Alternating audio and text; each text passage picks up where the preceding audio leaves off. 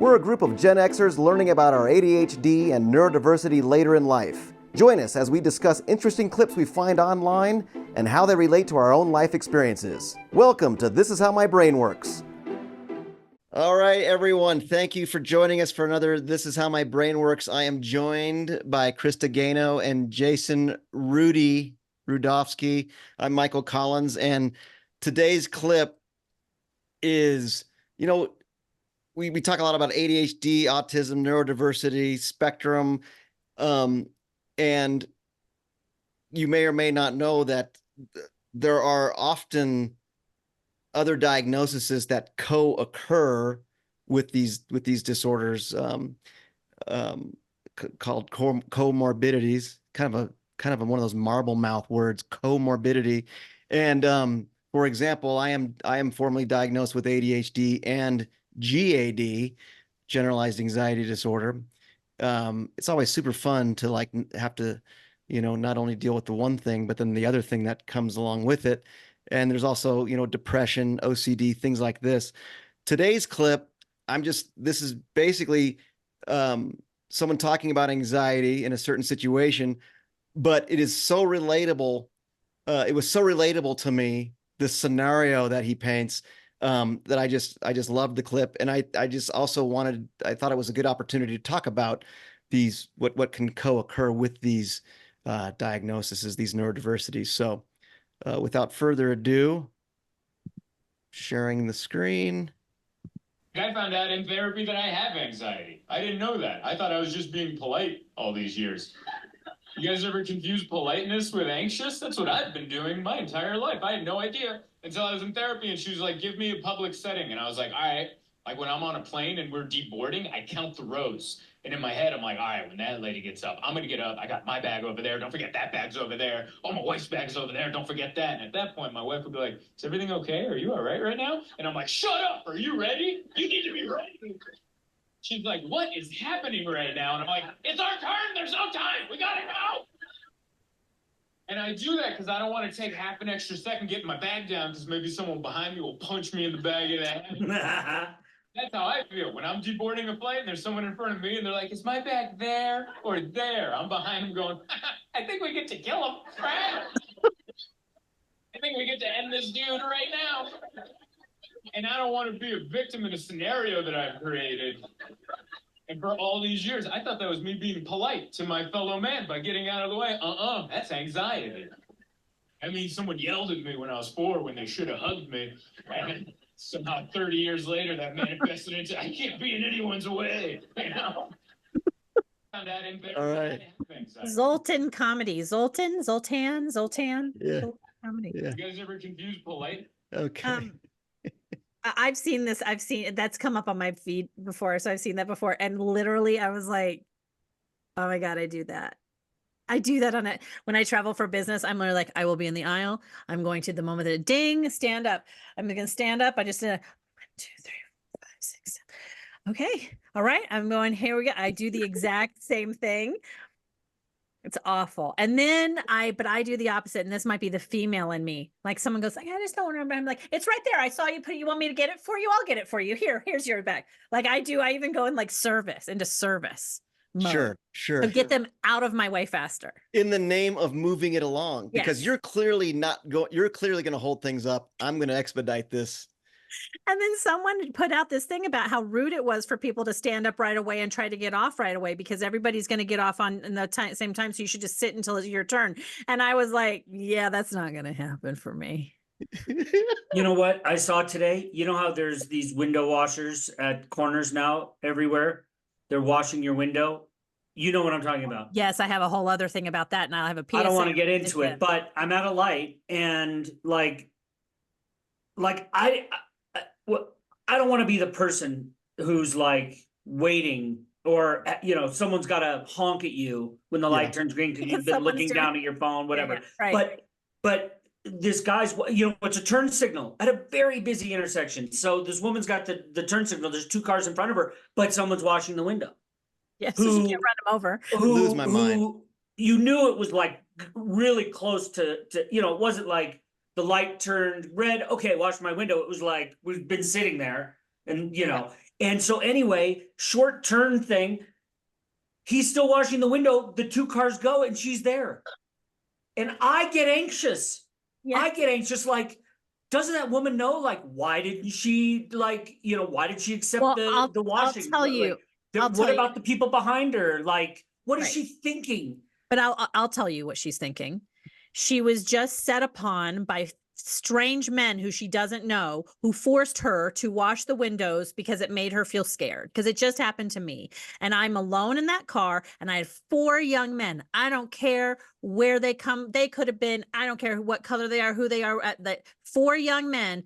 I was the only one at that intersection, pounced on my vehicle and it was terrifying because I'm by myself. And I don't think they see it that way. They don't know how but it's that whole thing that people is going around the internet right now. It's like, would you rather be in the forest with a bear or a man if you're a woman? And all of us are picking the bear. And that, and you guys are men. So we could talk about that. But I'm saying that she probably had this moment of like, he goes up, he puts the little heart with his little thing on his, it's like, oh, come on, I need to eat. You need to give it to me. And her anxiety hits in and she's like, I just got to give this guy $1 to do whatever he's got to do to get away from me. And I've got to people please in that moment because I don't know what else to do because he's scaring me. I screamed no at him as if he was like really going to do something dangerous. He told me that he wasn't going to be able to eat. And I said, we're all trying the best we can. And I drove away, which was not probably nice, but it was terrifying. If I had been with my husband, probably not as scary, but that was really scary to me to have 4 men I'm sure around my vehicle at a stoplight. And then I am dealing with the people pleasing of like, it's a red light. Do I go anyway? Like, there's no cars. Do I just drive off because it's a safety thing? In like that case, I think you get out of that ticket 100 times out of 100. But it is, I know that they probably don't mean it to be scary. And it's a new thing. I feel like that's happening in Denver. I've had it happen in New York and LA and other places I've lived, but and I get it, but when you're alone in that car as a woman, especially, that's a scary thing. And she was probably dealing with her own level of people pleasing. It just was the opposite of yours. You know what I mean? You know what? The thing is this, I get the same feeling in airports, whether it's on the plane, in the concourse. It's like part of me, it's like I have this anxiety that everybody's watching me, that every move I do, like being on the plane and like not making a mistake and like having trouble with your bag and causing like people behind you like or like going into the line at King Soopers into the self-checkout and being, you know, making sure that you're on target. Ready. You don't want to make any mistakes because then people are like, and you got to wait for the attendant to come and you're like, and then people are watching and sometimes you're like, I'm sorry, you know, I don't know. It's just, Rudy, you don't want to be that person. No, totally. And if someone you comes know what I mean? It's like, or the last thing is when you're, I always had a thing about the luggage going around the thing. Oh, yeah. When you went to get it, not having to like struggle with it, like just picking it up like you knew, right? Like, hey, but it's heavy. Sometimes you're like, and it's like you're fumbling around, knocking your computer everywhere. I have so much anxiety on a plane that if I notice that someone comes on, not anxiety, because I don't mind flying, but if someone comes on and I notice that they go behind their seat to put something up above in the overhead. Right, there's going to be a situation. There's going to be a situation. And then the entire flight, I'm worried about the situation. Like I'm worried about it. I'm like, are they going to sit there or are they going to try to like stop everybody so they can go back and get their dumb bag that they should have put near them instead? Like It's like, it totally stresses me out. And then I sit there and go like, just be nice, guys. Whenever, like, can someone just help us get the bag up here? So now, it's like, I literally go through it over and over in my brain of like, how can we help that person so that we can all just get off the plane? Right. And that there's not one of those incidents that are on like CNN tonight on a flight from London to New York. A man went nuts when he found, it's like, please, like, have you been on a plane where someone's like, this is my seat? Not to you, but like 2 rows behind you or like a row behind you. They're like, I think this is my seat. And immediately my feeling is like, this is going to explode in 2 minutes. There's going to be stewardesses everywhere. The pilot's going to have to like turn around. Like, this is a situation. This is the moment. When the stewardess is like, sir, just please sit down. We're going to count and then we can maybe switch your seat. But they're like, they're really kind of giving it to her. Like, no, this is my seat. I paid for this. Laura, my best friend who is coming to this diagnosis as an adult ADHDer, as by the way, we all have sort of, as we've done this podcast, she's sort of coming along and realizing it too. And she said, something so interesting. She said, actually having compassion with myself around this is letting me have more compassion with others, because I now realize if I've gone X number of years without realizing that this is how my brain worked, now I can look at others when they're in the shit and go, oh gosh, maybe they're being flooded, or they're, it's too much sensory, or they've gotten anxiety around something and they can't just sort of, they're dysregulated. And she said it's just made me much more compassionate moving through the world, understanding that nobody knew what my stuff was.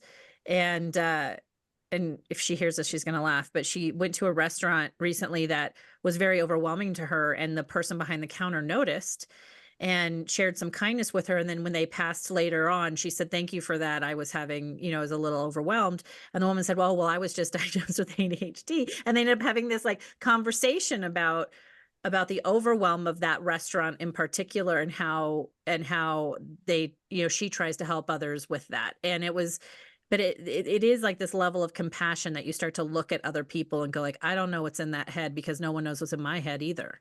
Yeah. No, that's a really, really great point. And I think, I don't know, I had a similar experience with it. And in fact, in couples therapy, we read a book, it's called like the ADHD person in a marriage, or something to that effect. And it was very, very, you take a good look in the mirror, or it's kind of, I don't know if humbling is the right word, but when you start reading these little scenarios, these stories that they put in these books, as far as like these couples and these examples, and you start understanding the ADHD partners, the type of effect that they can have on their partner and the family, you do look at it differently, and you do come to an understanding of like, oh wow, I guess that would cause anxiety. Oh, I guess the ways that I try to protect myself, and the ways that I try to the coping mechanisms that I've developed for myself in these situations, yes, they serve me, but they can be very stressful for other people. And when I got my diagnosis, I went to lunch with my dad, and I told him about, I was like, I have ADHD. I was formally diagnosed. He goes, what, really? And he goes, well, I think your mom might have some of that on her side of the family. And I'm looking at him going, well, it came from you. I'm convinced of that. I'm not going to have this conversation with you yet. We'll just kind of like save that for another time. But it has made me much more compassionate toward my dad. Like, I'd have like lots of frustrations with my dad, growing up into my adult years, because of the way he would do things. And I see him get frustrated and flooded and overwhelmed. And now I look at that as like, man, he's facing the same struggles that I'm facing. And you do reach that more compassionate kind of mindset. And that's really kind of that's, I think, one of the gifts that comes along with getting diagnosed, and then educating yourself about it, and then talking to other people about it, like your friend did. I think that's all just, that kind of the renaissance people go to oftentimes when they're diagnosed later in life. And I think too, starting, the thing that is such an interesting thing for me is starting to recognize what those things are. We've lived in our bodies and in our brains our whole lives. So we don't always go like, ooh, that thing you're doing, you're dysregulated, or, ooh, or there's a different choice you can make, or do you feel that feeling? That's, you're being flooded. Like these, so what they always say, like, if you know better, you do better. And so we're all starting to know better and to do better. And I mean, even the term being flooded wasn't a term 25 years ago. Like, being flooded, what do you mean? Right. What do you mean you're being flooded? Right. Like, but like, yeah, but like we say it now. Yeah. I mean, and there's a lot of language that wasn't around 20, 25 years ago surrounding all of this. Right. But I think, and I think we are recognizing things like about our, like, I don't know, until I actually saw that video, I didn't recognize that the way I work through an airplane could be a piece of anxiety. To me, it was just being well prepared. Totally. Just well prepared. But it's true. It is. I have anxiety about getting off of that tin can with a bunch of people, how it's going to happen, how we can be orderly and respect one another. I mean, that is all comes from my rigidness of trying to get away from that, being in a space with a lot of different people and a lot of energy, as quickly as I possibly can. Well, there's you know what going on you know what makes me anxious too? The worst is when you're on a plane and you land and they're like this, folks. We've got some people who are trying to do a connect. They've got a Houston. They've got about 20 minutes. The plane's going to leave. But then other people, don't have a connection, get up. And then, but the people that need to get up, like, just do what they ask of you, people. That's the hypervigilance, the justice. Yeah, the captain just asked for you to be. I think I told you this story, but way back when my dad was a travel agent, we would fly and he would order kosher meals because we didn't like vegetarian meals. And we kept kosher at home, but you could get a better meal on a plane. Anyway, he ordered us kosher. I was always so embarrassed when we had to push, or they'd be like, yeah, we got a couple of kosher meals on the plane today. Aisle 32B, sir. Please raise your hand. We're going to bring you down those kosher meals. Raise your hand, introduce yourself, tell everybody why you're eating kosher. Right. Please stand up and say a few words. And it's just like all Let everybody that stuff, get a good look at you. No, even pushing the button, like if someone pushes the button, I'm always like, who pushed the button? What's going on? There's an emergency. Like why would they push the button? And they're like, ma'am, can I get a blanket? And you're like, so this guy is kind of like there are a couple different there are layers to this thing, because it is like you said, Krista, like I thought I was just being prepared. There is also like the ADHDer that is, I don't want to look stupid. I don't want anybody to think that I'm inept, that I'm or causing a problem and making everyone late. Right. Like I'm well, and now there's an extra layer of stress with the ADHD, or at least my personal ADHD, or my husband, because they say that it's like the moment you pass the threshold, we're not going to allow you back on the plane. So please make sure you have all your things. And so now it's this like, do I have everything? I have it. Check it. Everybody check it. We need to do an idiot check. Another idiot. Do we have the check? Do you have the things? Are we sure we have the things? Like and the anxiety around that has absolutely gone through the roof. And honestly, you know what, Krista? You could start that at 6 a.m. You got to be at the airport at 8 a.m. Yeah, all that stuff that happens in between totally. is like a real situation. People are late, like kids are late, and you're like, look, we have to leave at 8:15. But then when you get there and you're like, do I have my phone? And like the problem with me is you're like, I've got everything. And you've got everything. But maybe you're like this, hey, I'm just gonna run to the bathroom, watch my stuff. You take your phone, you put it in a different pocket in your backpack. You go, you come back, you're like, where's my phone? And it's not within a second where I'm like, lost my phone. It's gone. I lost it. I left it. And then I'm like, oh, it's here. Yeah. But what goes through my body, the rush of thinking like totally lost it within a second. Yeah. That's a good point. Maddening. That's an amazing point as far as like, exactly. Your thoughts, just thinking through a scenario. Nothing has happened yet. Right. You're thinking through a scenario that's creating all of this stuff going on in your body. For no reason. All this cortisol and adrenaline jacking you up. And then when that happens, you can't think as clearly.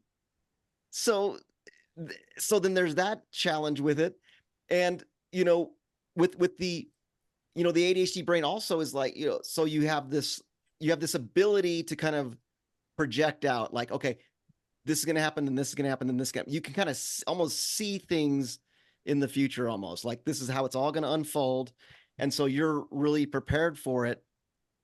And you can anticipate really well. And that kind of adds to it all, because you can kind of like see everything unfolding. You're not just like, the world doesn't start when your row is ready to leave.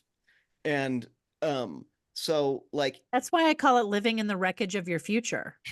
Because so at least if you're the ADHD brain that lives with me, you don't pick the good scenario when you're planning out the future often. You pick the oh, worst case yeah, scenario. it's self-preservation. It's like, Yeah. this is how I'm going to, stay safe and So I always go, are preserve. we living in the wreckage of our future right now? Or can we, yeah, no, Because it's that a is what our choice, brain. right? I mean, Yeah.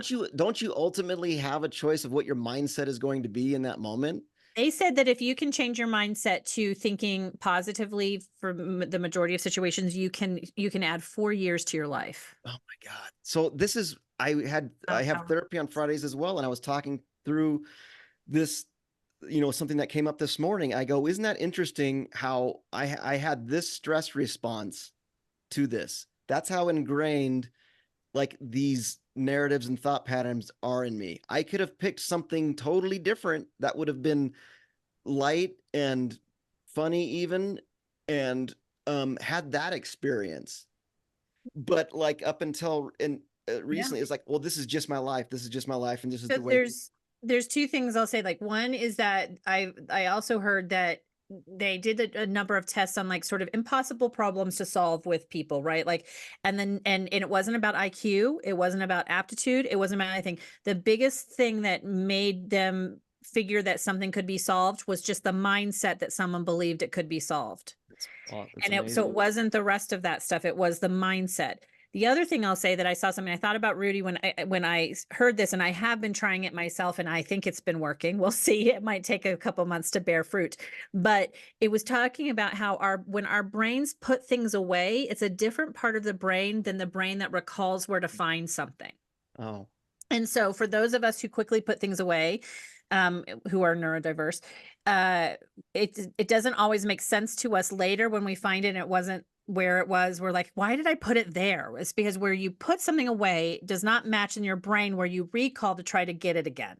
And so this thing was saying, if you can have the wherewithal in those moments to pause and actually picture where you would go to find that thing, as opposed to picture where you think you're going to put it away, that you will have greater success in finding it later than if you just put it away where you think it should go at that point, because they're different parts of the brain.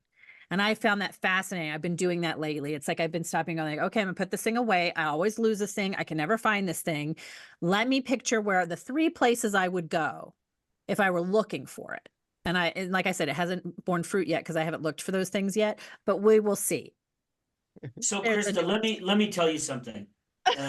Rudy's No, like, no, I've no, been doing no. this. If I could, if no, honestly, and I've really been thinking about this. If I had the ability, and I'm working on it, but I'm not there, to calm myself in moments of high anxiety for no reason, obviously I would. And I have been better at it. I am so quick to act to that negative space, like this has happened, that if I could take that moment and breathe and say to myself, remember where you put this. And it's happened more recently. I'm really trying, because I am one of the most impatient human beings on earth. I just have such a compassion because I watched my husband go through it, and the same thing you're talking about, and I just think I flare up hard, and I how think to hard. myself, I've had no control. Why do I have no control over, just like you said, Michael, it means nothing. I have nowhere to go getting off this plane. I have nowhere to go. Everything, I know where my car is. There are other people that need to get off. I'm thinking to myself, they're stressed as hell. I couldn't even imagine being in their situation. That would freak me out. Like, I'm happy I'm not in that situation. However, the empathy within me is like, I'm anxious for them. I don't even know them. right. But they're like, Right, this, yeah. So I've you got a take plane, on that excuse me. I've got to emotion. get to my plane. Yeah. And I'm like, oh shit, right? This is a horrible situation for them. Rudy, let me just, But I'm learning to just take that moment and to pause and say, okay, I'm putting these tools here. I'm leaving this here. Trying to train my brain to slow down. Okay. This is kind of surreal. Okay. So in my session today, this kind of came up, what you're talking about. Slowing down.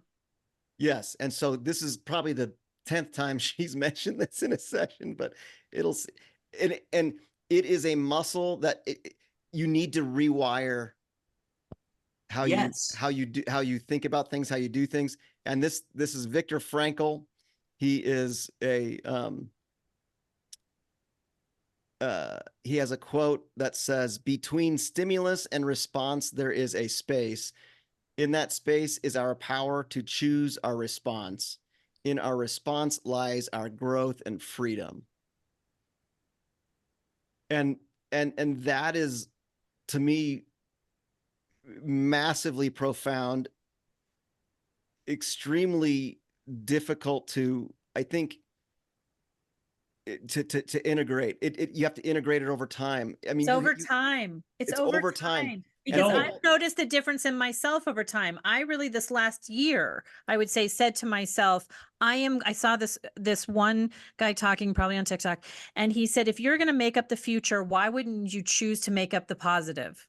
And that really hit me. I was like, I've made a concerted effort, and now it's a lot easier. It really is a lot easier for me to go like, nope, we're going to choose a positive, or to go in that. And it's becoming more and more, it's just sort of ingrained the more I do it. The pathways that we have in our, just the survival protection pathways that we developed from coping stuff when we were little kids, it's so strong. It's like a cable, and you have to basically kind of change into this new pathway, and that has to build up and get stronger and stronger and stronger. And the thing that's hard is like watching those around you who are who haven't made that same choice yet and who are struggling. Cause I look and I think to myself, how awful it is, or how hard it is to live in this world, which is hard, with the idea that it's all bad. Like there's that thing that we go to the bad, and that to me, this is such a beautiful and weird and flawed and crazy experience living in this world. But if we're here to spread, if we're really here to learn and love and those things, I think the work is getting to the point where even through the hard, we find the light. And so when that's not happening because our cortisol is running and all of these things are happening or whatever, we're like, it's embattled. We're just in battle mode. And yeah, for sure. And it's hard. And when you're not, and when you're in it, you don't know it. Right. But when you're outside looking at it, it looks you just want to take someone and like hold them and go like, just slow down. And you know what there's one thing that I've always said to people, and it's a Blues Traveler song.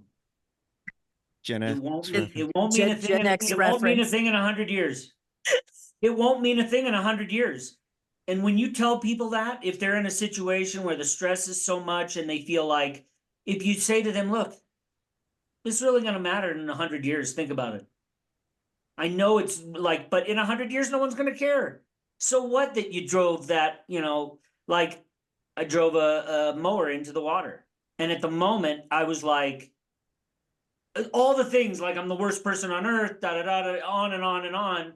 And I think to myself, guess what? It won't mean a thing in 100 years. It happened. Everyone's safe. There's no harm done anywhere. The machine's safe. I'm safe. Everyone's safe. The machine will still be in that bog rusting in 100 years. Right. But I have had the ability to see a lot of people struggling in certain situations. And the one thing I always say to them is, you know what? It won't mean a thing in 100 years. Yeah. And sometimes people think about that, like, you know what? You're right. In 100 years, no one's going to care about this at all. So why am I caring so much and making my life so miserable at this moment for no reason? One, I can't do anything about it. So now the job is to spread that grace and compassion to yourself. But I just want to say one thing, coming all the way back. No, but coming all the way back around. Sometimes the Adderall makes, like, the Adderall gives me so, it's got me going so hard sometimes that it's hard to stop that train in a moment of like, okay, take a moment here. And and that's what I meant earlier with sometimes it's like hard to stop that train. Yeah. Like I'm going. And if something comes in the middle of that, it's like, uh-oh, I had a whole plan, man. I've got this, the medication has me on a plan. I'm focused. I'm doing it. Oh, freak out.